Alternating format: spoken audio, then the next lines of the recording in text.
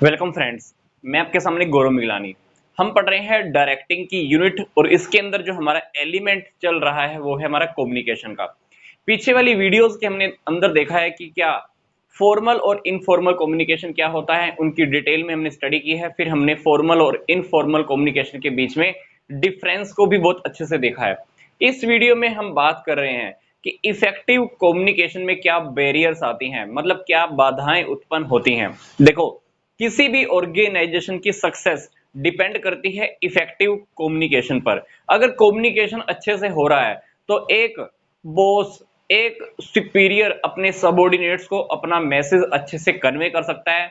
Message अगर उसी भाषा में, उसी लैंग्वेज में, उसी समझ में, उसी तरीके से समझ लिया जाता है तो हमारा बिजनेस सक्सेस हो जाता है। प्रोडक्शन में कोई बाधा नहीं आती है और बिजनेस के अंदर काफी सारे प्रॉफिट होते ही चले जाते हैं। पर अगर कम्युनिकेशन अगर इफेक्टिव नहीं है, मतलब कम्युनिकेशन के अंदर मान लो कुछ प्रॉब्लम्स आ रही हैं। फॉर एग्जांपल, बॉस ने कोई बात बोली, उसके अधीनस्थ ने, मतलब सबऑर्डिनेट ने उसका मीनिंग कुछ और समझ लिया, तो डेफिनेटली कम्युनिकेशन क्या हो गया, डिस्टॉर्टेड हो गया या कम्युनिकेशन का नुकसान हो गया। और मान लीजिए कभी कभी सामने वाले ने कोई बात कही और हम क्या करते हैं, उसकी बात पूरी होने से पहले ही उसकी बात का मीनिंग अपनी ही लैंग्वेज में, अपने ही मन से हम निकाल लेते हैं। तब भी कहीं ना कहीं बिजनेस को भारी नुकसान, लॉस का सामना करना पड़ता है। अब हम बात करते हैं कि इफेक्टिव कम्युनिकेशन के अंदर कौन से बैरियर्स आते हैं। चार प्रकार के बेसिक बैरियर्स की हम बात करेंगे। पहला है लैंग्वेज बैरियर्स, दूसरा है ऑर्गेनाइजेशनल बैरियर्स, तीसरा है पर्सनल बैरियर्स। पर्सनल में भी हमारे दो पार्ट हैं। देन है हमारा इमोशनल और साइकोलॉजिकल बैरियर। तो सबसे पहले हम बात करते हैं लैंग्वेज बैरियर। लैंग्वेज बैरियर मतलब वो बैरियर जो भाषा से संबंधित है, लैंग्वेज से संबंधित होती हैं। फॉर एग्जाम्पल, फर्स्टली जो हमारा पार्ट है वो फर्स्ट पार्ट कौन सा है, रोंगली फ्रेम्ड मैसेज। कभी कभी मैसेज को इस तरह से, भाषा को इस तरह से तोड़ मरोड़ कर प्रेजेंट किया जाता है कि सामने वाले के तक जो बात पहुंचती है वो बेकार लैंग्वेज के अंदर ही पहुंचती है। फॉर एग्जाम्पल, मैंने जो बात कहनी थी उसके अंदर बात मैंने स्पष्ट नहीं की, क्लियर बात नहीं की, या कुछ ऐसे वर्ड किए या कोई गलत वर्डों का इस्तेमाल किया, या ऐसे वर्ड इस्तेमाल किए जो मुझे पता था कि सामने वालों को समझ में नहीं आने वाले। तो मैसेज को हमने, लैंग्वेज को जब हमने तोड़ मरोड़ कर प्रेजेंट किया तो उसको हम कहते हैं रोंगली फ्रेम्ड मैसेज। मतलब मैसेज को जो मैंने फ्रेम किया उसको मैंने फ्रेम ही गलत किया। या सामने वाले को मान लो इंग्लिश आती है और मैंने हिंदी में मैसेज भेजा, तो हो सकता है कि सामने वाला उसको अपनी ही लैंग्वेज में, उसका ट्रांसलेशन अपनी ही लैंग्वेज में कर ले। तो ये हमारी पहली बैरियर। दूसरा जो हमारा बैरियर है वो है फॉल्टी ट्रांसलेशन। कभी कभी सामने वाला उसका गलत अनुवाद कर लेता है, ट्रांसलेशन अपनी लैंग्वेज के अंदर कर लेता है और वो ट्रांसलेशन गलत भी हो जाता है। तीसरा है अनक्लैरिफाइड अजम्पशंस। कभी कभी इंप्लॉइज को अपने सुपीरियर के लिए और सुपीरियर को अपने नीचे वाले सबऑर्डिनेट्स के जो अजम्पशंस रहती हैं वो गलत रहती है। हमको लगता है कि सामने वाले को सारी बात का पता होगा और हम क्या करते हैं, शॉर्टकट के अंदर बात करते हैं। फॉर एग्जाम्पल, मैं आपको एक एग्जाम्पल देता हूं। मैंने किसी इंप्लॉय को ये लिखकर भेजा हिंदी में, BTW चले जाना। इसका मतलब क्या है, वास्तव में इसका मीनिंग क्या है, बाय द वे चले जाना। पर वहां पर दिल्ली के अंदर मान लो एक बहुत अच्छा एक शोरूम है या कह लीजिए कि खाने की जगह है जिसको हम बोलते हैं बिट्टू टिक्की वाला। वहां पे दिल्ली के अंदर क्या है कि लोग इसको शॉर्टकट के अंदर बोलते हैं BTW। तो इंप्लॉय ने, हमारे सबऑर्डिनेट ने इसका मीनिंग क्या निकाल लिया कि बिट्टू टिक्की वाले के यहाँ चले जाना। तो सामने वाले ने क्या किया, एक, हमको लगा था कि सामने वाले को BTW का मतलब पता होगा, मतलब BTW का हमारे हिसाब से मतलब क्या था, बाय द वे तुम चले जाना। पर सामने वाले ने क्या किया, अपनी लैंग्वेज के अंदर फिर मतलब निकाल लिया। मतलब अनक्लैरिफाइड अजम्पशन का मतलब है कि कभी कभी हम ये मानकर चलते हैं कि सामने वाले को सारी बात का पता होगा और हम क्या करते हैं, लैंग्वेज के अंदर शॉर्टकट का यूज करते हैं ये मानकर कि सामने वाले को इस बात का पता होगा और वो प्रॉपर मीनिंग जानता होगा, पर नहीं, पर वो कभी कभी हमारी एजम्पशन फिर गलत हो जाती है। चौथी हमारी जो बात है वो है यूज ऑफ टेक्निकल लैंग्वेज। कभी कभी बिजनेस के अंदर आपने देखा है, प्रोडक्शन डिपार्टमेंट, मार्केटिंग डिपार्टमेंट या परचेज डिपार्टमेंट के पास जब भी वो लोग प्रोडक्शन का, परचेज का या मार्केटिंग की बात करते हैं तो वो कुछ टेक्निकल लैंग्वेज बात करते हैं। और उस टेक्निकल लैंग्वेज के बारे में सभी को पता हो ये जरूरी नहीं होता है। पर वो टेक्निकल लैंग्वेज जब किसी ऐसे पर्सन से बात करते हैं जिसको बिल्कुल भी ना पता हो, तो वहां पर हमारा कम्युनिकेशन इफेक्टिव रह ही नहीं जाता और उसका मीनिंग कुछ और निकल जाता है।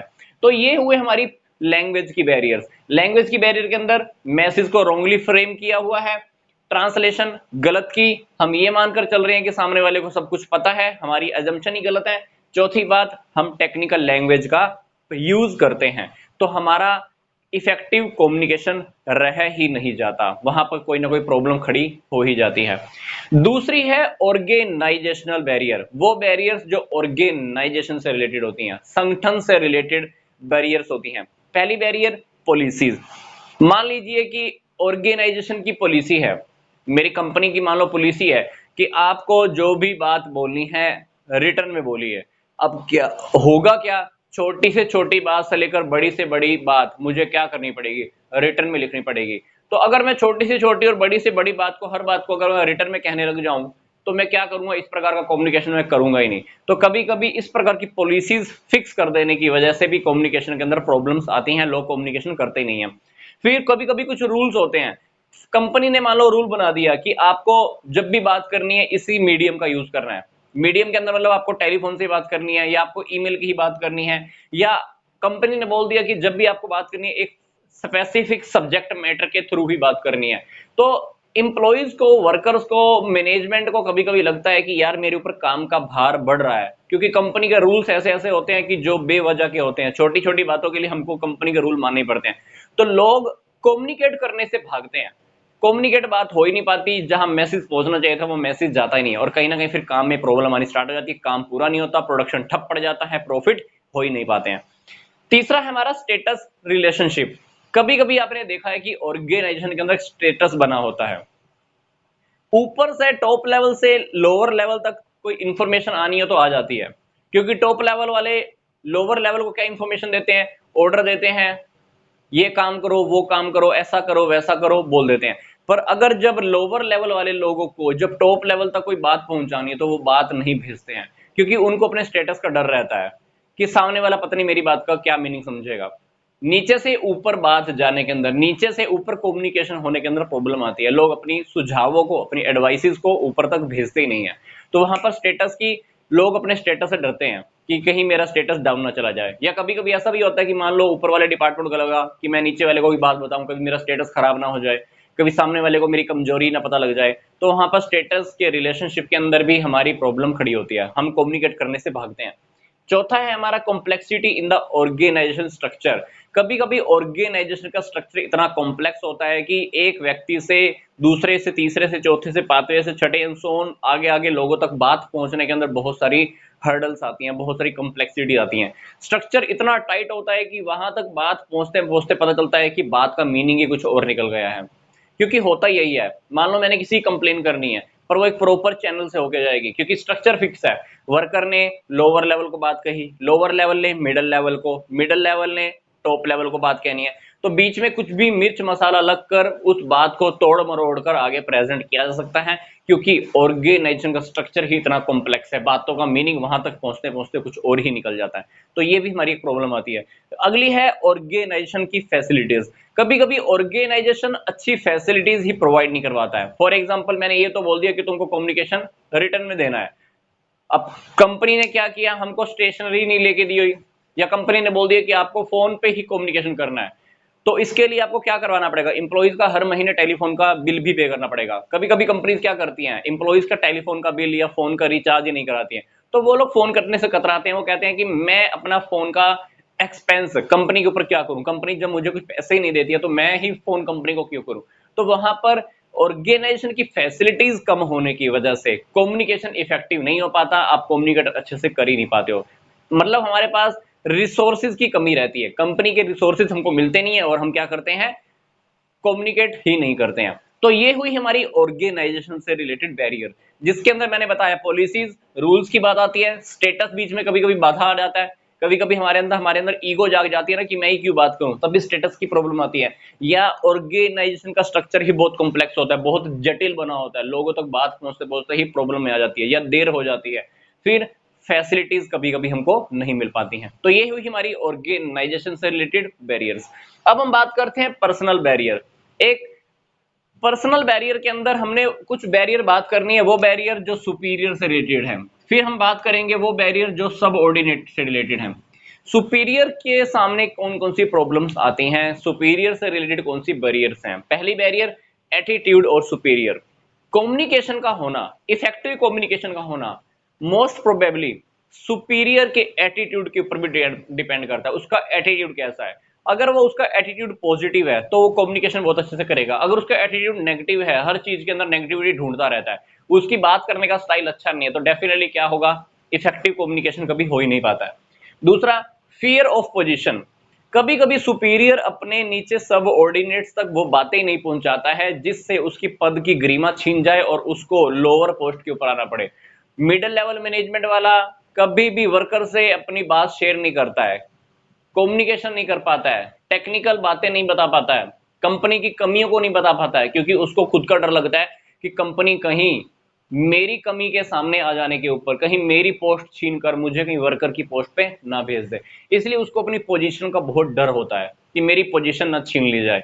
अगली बात, फोकस ऑन प्रॉपर चैनल, कभी कभी जो हमारे सुपीरियर्स होते हैं प्रॉपर चैनल के ऊपर बहुत फोकस करते हैं कि बात इस चैनल के थ्रू ही होकर जानी चाहिए, इस चैनल के अलावा मैं बात एक्सेप्ट नहीं करूंगा, तो वहां पर कम्युनिकेशन करने में प्रॉब्लम आती है, वो लोगों की सुनते नहीं है अगर और किसी चैनल से बात आती है, क्योंकि कभी कभी आपको काम इतनी जल्दी करना होता है, अपने डिसीजन इतनी जल्दी लेना होता है, पर आप प्रॉपर चैनल का यूज ही नहीं करते हो, या प्रॉपर चैनल का यूज करते हो तो बहुत देरी हो जाती है, तो वहां पर भी प्रॉब्लम खड़ी होती है। चौथी बात है lack of confidence in the subordinates, superiors को कभी कभी लगता है कि मेरे सुप्रीडेंट्स को या नीचे वाले सबऑर्डिनेट्स के अंदर कॉन्फिडेंस नहीं है, मैं अगर उससे काम कहूंगा ये वो काम कर ही नहीं पाएगा। हमको लोगों के अंदर अपने नीचे काम करने वाले लोगों के अंदर, जो हमारे नीचे काम करते हैं, हमको उनके अंदर कॉन्फिडेंस ही नहीं होता है, तो हम उनके साथ कम्युनिकेशन ही नहीं करते हैं अच्छे से। शॉर्टेज ऑफ टाइम, सुपीरियर्स के पास कभी कभी टाइम इतना नहीं होता है कि छोटी छोटी बातों के लिए हम कम्युनिकेशन कर पाए। हायर लेवल की बातें हो जाती हैं पर छोटी छोटी प्रॉब्लम्स को हम उनको बताने में हिचकिचाते हैं, छोटी छोटी बात हमको बताते ही नहीं है, तो प्रॉब्लम आती है, कम्युनिकेशन अच्छे से नहीं होता, या कोई बात मान लो उसको मैंने शॉर्टकट के अंदर बोल दी, टाइम की कमी थी। अटेंशन, इंप्लॉइज हमको कभी कभी फीडबैक देते हैं, सुपीरियर क्या करते हैं, उनकी हर बात को अटेंशन नहीं देते हैं, छोटी छोटी बातों को छोड़ देते हैं, उनके सजेशन को छोड़ देते हैं, अटेंशन नहीं देते हैं, उनकी बातों को फीडबैक नहीं देते हैं, तो क्या होता है, एक बैरियर आती है, कम्युनिकेशन इफेक्टिव नहीं हो पाता है। फिर वो प्रॉब्लम जो सब ऑर्डिनेट से रिलेटेड है, मतलब जो सुपीरियर के नीचे जो लोग काम कर रहे होते हैं उनसे रिलेटेड बैरियर्स। पहली बैरियर अनविलिंगनेस टू कम्युनिकेट, उनके अंदर कभी कभी कम्युनिकेशन करने की इच्छा शक्ति नहीं होती है, वो कम्युनिकेट करना नहीं चाहते, बात ही नहीं करना चाहते, वो कहते हैं ठीक है भाई जो तुमको काम बताना है हम कर देंगे चुपचाप, पर हमको कोई तुमको सजेशन नहीं दे रहा, कोई बात नहीं बतानी, तो उनके अंदर इच्छा शक्ति का अभाव होता है, कम्युनिकेट हो नहीं पाता है, प्रॉब्लम्स कंपनी तक जा ही नहीं पाती हैं, तो पहली बैरियर। दूसरी, लैक ऑफ प्रॉपर इंसेंटिव, कभी कभी क्या होता है, सबऑर्डिनेट ने ऊपर वाले डिपार्टमेंट को अपनी फीडबैक दी, कोई सजेशन दी, सुपीरियर ने क्या दिया, सुपीरियर ने उसकी बात की तरफ ध्यान ही नहीं दिया, उसकी बात को सुनकर भी अनसुना कर दिया, तो डेफिनेटली अगली बार सबऑर्डिनेट सुपीरियर को बात ही नहीं कहेगा, क्योंकि उसको पता है कि जब भी मैं कोई बात कहता हूं वो क्या कर देता है, इग्नोर कर देता है, तो इग्नोरेंस की वजह से वो लोग क्या करते हैं, अपनी इनिशिएटिव नहीं लेते हैं, उनके अंदर पहल क्षमता का अभाव आना स्टार्ट हो जाता है, छोटी छोटी बातों को बताना ही छोड़ देते हैं, छोड़ मेरे को क्या पड़ा है, सुनता तो है नहीं मेरी बात, तो वो लोग ये बैरियर्स के अंदर भी आते हैं, फिर एक प्रॉब्लम खड़ी होती है हमारे लिए, कम्युनिकेशन इफेक्टिव नहीं हो पाता। तो ये हुई हमारी पर्सनल बैरियर, सुपीरियर से रिलेटेड और सबऑर्डिनेट से रिलेटेड। अब हम बात करते हैं इमोशनल और साइकोलॉजिकल बैरियर क्या होती हैं, भावनात्मक। कभी कभी ऐसा होता है ना कि लाइफ में हम भावनाओं में बह जाते हैं, इमोशंस के अंदर बह जाते हैं, सामने वाले ने जो बात कही, तर्क वितर्क होते हैं, सामने वाले ने रियलिटी में कोई लॉजिकल बात कही, हम क्या करते हैं, अपना इमोशनल होकर हम उसकी बात का कुछ और ही मीनिंग ले लेते हैं। तो इमोशनल जब हम होते हैं तो बातों की मीनिंग डेफिनेटली ही कुछ और निकलते हैं। कहते हैं कि बिजनेस, शॉपिंग, स्टडी, इनके टाइम पर हमको अपना दिमाग लगाना चाहिए, पर हम कभी कभी क्या करते हैं, इन चीजों के अंदर क्या करते हैं, इमोशंस लगा देते हैं। तो जहां पर भी हम इमोशंस लगाते हैं तो वहां पर हमारी कुछ ना कुछ गड़बड़ियां आती हैं। तो पहली जो हमारी बैरियर है वो है प्री मेच्योर एवेल्युएशन। हमारा कभी कभी इमोशनल लेवल अच्छा नहीं होता है, सामने वाले ने कोई बात कही, उसकी बात कहने से पहले ही हमने उसकी बात का अपने आप ही कोई भी मीनिंग निकाल लिया, उसको बोलते हैं प्री मैच्योर इवेल्युएशन, कहने से पहले ही इवेल्युएट कर लेते हैं, फलाने फलाने की बात का मीनिंग ये होगा, सामने वाले ने बात पूरी भी नहीं की है, उसकी बात पूरी होने से पहले ही हम अपनी लैंग्वेज में कुछ भी मतलब निकाल लेते हैं, तो वो कम्युनिकेशन इफेक्टिव नहीं होता है। कम्युनिकेशन कहीं ना कहीं फिर हमारी क्या होती है, गड़बड़ हो जाती है। दूसरा है इमोशनल एटीट्यूड।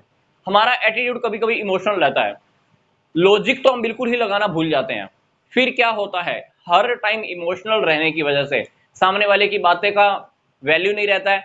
हम जो बातें कहते हैं वो भी इमोशंस में आकर कह देते हैं, जो कि हमेशा ठीक नहीं होती हैं, क्योंकि इमोशंस में कहे गई बातें सही नहीं होती और कहीं ना कहीं गड़बड़ी होती है। और इमोशनल बातों की वजह से रिलेशनशिप्स में भी आपको पता है कि प्रॉब्लम्स बहुत आती हैं। अगली बात है poor retention of information. Poor retention of information का टॉपिक बहुत अच्छे से समझना। This is the very important, this is the very important fact of our life also. मान लीजिए हम स्कूल में एक क्लास अटेंड कर रहे हैं, एक लेक्चर सुना। अगर उस लेक्चर को सुनने के तुरंत बाद अगर हम उसको स्टडी कर भी लेते हैं, तब तक मैंने लेक्चर सुना, अगर मैं उसी टाइम स्टडी कर लेता हूं, मान लो 1 घंटे के बाद भी पढ़ लेता हूं उस टॉपिक को बुक में से, तुरंत बाद भी ऐसा समझ लीजिए कि उस इंफॉर्मेशन का 30% इंफॉर्मेशन लॉस हो चुका होता है। फॉर एग्जाम्पल, मैंने आपको कोई बात बताई, आपने आगे किसी को बात बताई, तो 30% इंफॉर्मेशन लॉस होता रहेगा। 100% बातों में से 30% बातें खत्म होती रहती हैं और आगे फिर वो 30% और खत्म, 30% और खत्म, 30% और खत्म। आगे तक जब बात जाएगी फिर तोड़ मरोड़ कर कुछ भी गोल मटोल होकर जाकर बात जाने वाली है। इसको बोलते हैं पुअर रिटेंशन ऑफ इंफॉर्मेशन। मतलब हम इंफॉर्मेशन को अच्छे से यहाँ पर हम रिटेन नहीं कर पाते हैं। सामने वाले ने बात कही, बात कहने के तुरंत बाद अगर मेरे को यही बात सामने वाले को बतानी है, तो मैं 100% बात सामने वाले को बता ही नहीं पाऊंगा। 30% तो वो बात वहीं पे ही खत्म हो चुकी होती है मेरे माइंड में से। इसको बोलते हैं कि रिटेंशन, बातों को होल्ड करना पुअर होता है हमारे अंदर। अगली बात है डिस्ट्रस्ट। किसी भी ऑर्गेनाइजेशन के अंदर इफेक्टिव कम्युनिकेशन होने का सबसे बड़ा फंडा होता है कि सुपीरियर और सब ऑर्डिनेट्स के बीच में एक दूसरे के ऊपर ट्रस्ट होना चाहिए। अगर ट्रस्ट नहीं है तो कम्युनिकेशन इफेक्टिव होता है। सबऑर्डिनेट ने कोई बात बोली, सुपीरियर ने उस बात का मीनिंग, उसका अपोजिट ही मीनिंग निकाल लिया। अब जब अपोजिट मीनिंग निकाल लिया है तो कम्युनिकेशन इफेक्टिव कहां होगा, कम्युनिकेशन तो कहीं ना कहीं गलत ही हो जाएगा, फिर ऊपर तक इंफॉर्मेशन भी गलत हो जाने वाली है। या सुपीरियर ने कोई बात बोली, सबऑर्डिनेट का बिहेवियर उसके लिए मान लो अच्छा नहीं है, उसने क्या किया, सुपीरियर ने जो बात बोली उसका अपोजिट मीनिंग सबऑर्डिनेट ने निकाल लिया, तो वहां पर कम्युनिकेशन में प्रॉब्लम आएगी। तो ये थी हमारी इमोशनल बैरियर्स। तो हमने देखा कि यहाँ पर हमने 4 बैरियर स्टडी की हैं, language, organization, personal barrier and फिर है हमारा इमोशनल बैरियर्स। तो इस बैरियर के टॉपिक के साथ ही हमारा ये कम्युनिकेशन का चैप्टर भी कंप्लीट हो गया है। इससे पहले कम्युनिकेशन की 4-5 वीडियोस आपके इसी चैनल पर अपलोड हो चुकी हैं, तो वो आप डिटेल में अच्छे से स्टडी कर लेंगे तो ये आपका टॉपिक और भी अच्छे से डीपली क्लियर हो जाएगा। तो मिलते हैं नेक्स्ट वीडियो में। नेक्स्ट वीडियो हमारी रहेगी कंट्रोलिंग की। तो यहां तक का वीडियो देखने के लिए आपका धन्यवाद।